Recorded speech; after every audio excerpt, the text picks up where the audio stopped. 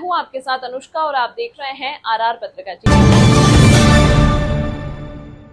अखिल भारतीय रैगर महासभा पणजी के तत्वावधान में जयपुर के बिरला ऑडिटोरियम में आज 21 मई 2025 को प्रतिनिधि सम्मेलन और अभिनंदन समारोह मुख्यमंत्री भजनलाल शर्मा मुख्य अतिथि रहे। मुख्यमंत्री भजनलाल शर्मा ने रैगर समाज को संबोधित करते हुए कहा कि रैगर समाज के संत महात्माओं ने समाज के तरीके के लिए बहुत कुछ किया है, जिसके लिए नमन करता हूँ। मुख्यमंत्री भजनलाल शर्मा रैगर समाज के स्वामी आत्माराम लक्ष्य जी का पैनोरमा बनाने की घोषणा की। मुख्यमंत्री भजनलाल शर्मा ने अपने संबोधन में कहा कि केंद्र सरकार और प्रदेश सरकार आमजन के लिए कल्याणकारी योजनाओं का लाभ जन जन तक पहुंचा रही है। सांसद चंदौलिया ने महासभा कार्यशैली से अवगत करवाया। रैगर समाज के राजनीतिक क्षेत्र में पिछड़ने पर चिंता व्यक्त की है। अखिल भारतीय रैगर महासभा आज़ादी से पूर्व वर्ष 1944 में निर्मित हुई रैगर समाज की सर्वोच्च और सर्व स्वीकार्य संस्था है। यह संस्था रैगर समाज के सर्वांगीण विकास, उत्थान, समाज हितों की रक्षा करने, सामाजिक अभावों को दूर करने, सामाजिक जीवन स्तर को ऊंचा उठाने और चरित्र निर्माण के उद्देश्य को प्राप्त करने की दिशा में सतत कार्यरत रही। नवल ने अपने संबोधन में कहा कि समारोह में देश भर से रैगर समाज के प्रबुद्ध जन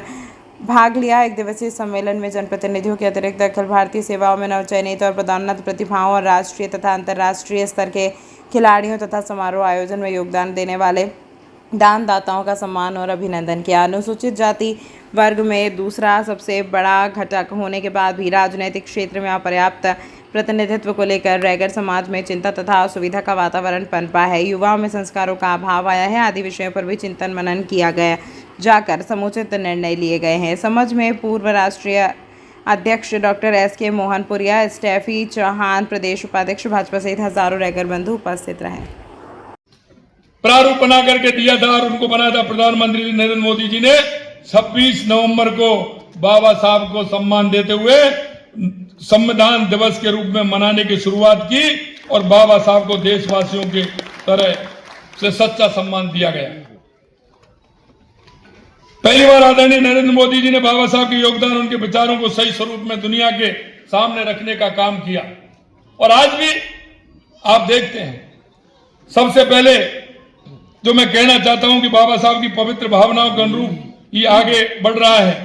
2014 में सत्ता संभालते ही बाबा साहब की विरासत और आजाद भारत को लेकर देखे गए उनके सपनों को साकार करने में कोई कसर नहीं छोड़ी। गरीब, वंचित, महिला उत्थान के लिए लगातार वो काम कर रहे हैं। बाबा साहब ने लिखा है कि इन चारों का उत्थान होगा तो हमारे देश का उत्थान होगा, हमारे प्रदेश का उत्थान होगा। उसमें उन्होंने कहा है कि हमारी महिला का उत्थान होगा तो हमारे देश का और प्रदेश का उत्थान होगा, हमारे युवा का उत्थान होगा तो हमारे देश और प्रदेश का उत्थान होगा, हमारे किसान का उत्थान होगा तो हमारे देश और प्रदेश का उत्थान होगा, अगर हमारे गरीब का उत्थान होगा तो हमारे देश और प्रदेश का उत्थान होगा। इसलिए मैं कहना चाहता हूं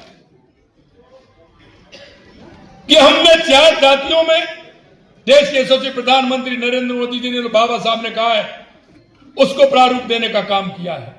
इसलिए मैं आज आपसे इतना ही कहना चाहता हूं कि चाहे हमारी राजस्थान की सरकार हो या हमारी केंद्र की सरकार हो, हम युवा, महिला, किसान, मजदूर, गरीब, उनको लेकर के हम काम कर रहे हैं। और मैं ये भी आपको कहना चाहता हूं कि लगातार हमने जिस तरह की योजना बनाई है, चाहे हमारी पेंशन योजना हो, चाहे हमारी पालनहार योजना हो, ज्यादा मैं करूंगा तो समय ज्यादा लगेगा। और आपने देखा होगा पहली बार विमुक्त घुमंतु, अर्ध घुमंतु समुदाय के कल्याण के लिए दादू दयाल घुमंतु सशक्तिकरण योजना का काम किया, जिसके लिए 60 करोड़ रुपए तो उनके खर्च किए, लेकिन उनको लगभग 26,000 लोगों को पट्टे देने का काम, जिनके पास कोई स्थान नहीं था रहने के लिए, यह भी हमारी राजस्थान की सरकार ने किया। कहीं उनको रहने के लिए स्थान नहीं था, वो अपना मकान नहीं बना सकते, वो इधर उधर घूमते थे। इसलिए मैं ये भी कहना चाहता हूं, डॉक्टर भीमराव अम्बेडकर विधि विश्वविद्यालय जयपुर के तहत Ambedkar institute of constitutional studies research की शुरुआत भी हमने की गई है। हमारी सरकार द्वारा प्रदेश में अनुसूचित जाति, अनुसूचित जनजाति, ओबीसी, कमजोर वर्ग, दिव्यांगों को संबल देने का काम भी हमने किया है। मैं आपको इतना ही कहना चाहता हूं, बाबा साहब भीमराव अम्बेडकर के पंचतीर्थ भ्रमण यात्रा का भी हमने कार्यक्रम बनाया है, जिसमें जाकर के उनके देश में जो हमारे स्थान है उनको जाकर के देख सकते हैं। और उनसे जुड़ सकते हैं। अंत में मैं इतना कहना चाहता हूं, अखिल भारतीय रैगर महासभा ने कुछ मांग मेरे सामने रखी।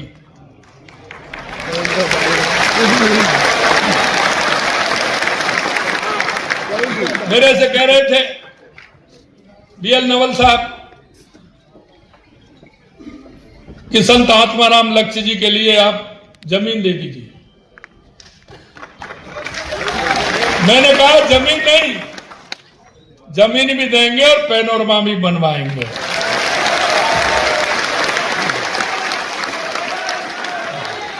क्योंकि हमारे ऐसे संत जिन्होंने इस देश की संस्कृति, देश की विरासत, हमारी सनातन विचार को लेकर के उन्होंने काम किया है। मैं ऐसे संत आत्माराम जी लक्ष्य जी को प्रणाम करता हूं, नमन करता हूं। उनका संदेश सभी जगह जाए, इसके लिए पैनोरमा बनवाया जाएगा। कुछ जगह उन्होंने स्थान और बताए मेरे को कि वहां भी आपको कुछ जमीन देनी है, जिससे कि आने वाली हमारे युवा पीढ़ी का उसका लाभ मिल सके। उनके लिए कुछ ऐसी संस्था, हॉस्टल बना सकें जिससे कि वो अपना छात्रावास बनवा सकें, जिससे वो अपना ठीक प्रकार से शिक्षा ग्रहण करते हुए आने वाली पीढ़ी को भी दिशा दें। और वो एक जो लक्ष्य मन में सोचा है उन्होंने आगे बढ़ने का, उन्होंने जो लक्ष्य देश और राष्ट्र की सेवा को समर्पित होने का काम वो कर सकते हैं। मैं वो भी कहना चाहता हूं कि जहां आप आवश्यकता समझोगे, जहां आप बताओगे, वहां वो भी हम करेंगे। क्योंकि ये समाज हमारा ऐसा समाज है कि हमेशा राष्ट्र के हितों से जुड़ा हुआ है और राष्ट्र से जुड़ करके आप काम करते हैं। मैं अंत में इतना कहूंगा आपसे, मेरे भाई और बहनों, इस देश की राजनीति की जो दिशा थी आजादी के बाद, वो दिशा भटकी थी।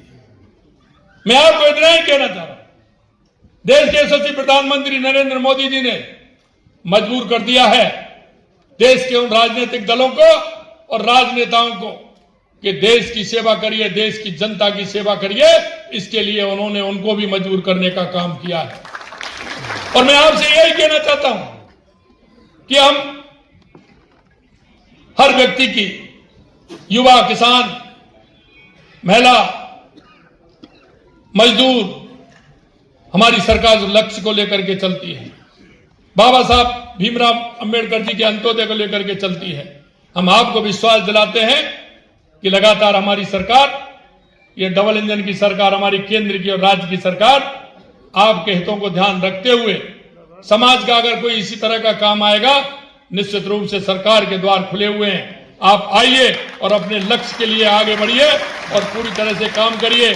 मैं आज पुनः, क्योंकि मेरे को पता 1944 की संस्था और 1944 की संस्था आज जिस रूप से काम कर रही है, मैं निश्चित रूप से अध्यक्ष जी को और उनकी टीम को बहुत बहुत बधाई देता हूं, धन्यवाद देता हूं और आप सभी को भी धन्यवाद देता हूं कि एक साथ आप सभी के दर्शन। तमाम महत्वपूर्ण खबरों के लिए देखते रहिए RR पत्रकार टीवी।